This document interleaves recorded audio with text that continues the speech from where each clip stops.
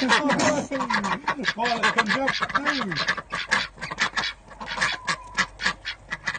Hey everyone, just fiddling around with the digester today, just about to feed it, and I thought I'd talk about heating it. So I use a 300 watt aquarium heater. It's Aqua Pro, and it's got a variable temperature setting adjuster on the top. I think it's set to about 30 degrees. As you can see here, we're sitting at 26.6, which isn't bad considering this is 1,000 litres and we're only using a 300 watt heating element. Now, 300 watt, you might say, yeah, it's it can be costly to run being 300 watts, but I've got solar and battery backup and all that kind of jazz, so it's not too bad for me. And one thing that comes with these heating elements is a bit of maintenance. You have to clean them. And so just see if I can unplug this, because we don't want the heating element to be on when we pull it out. Unplugged. Now it's going to look manky. I've got it here. Pull it out, and this is why you have to pull it out and clean it.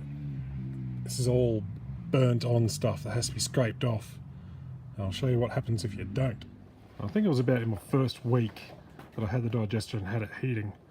I bought one of these, and you can see it's got some gunk on it, and the greenhouse kept shorting out, and I eventually narrowed it down, and this is why. The stuff that was burnt on eventually cooked that much that it shattered the heating element, and of course water got in and kept shorting everything out.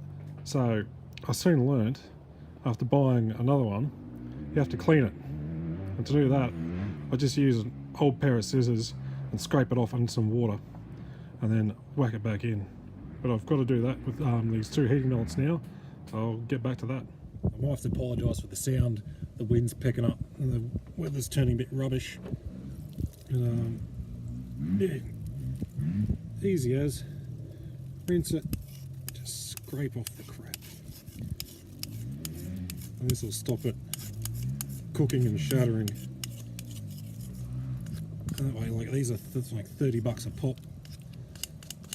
So I don't like wasting money.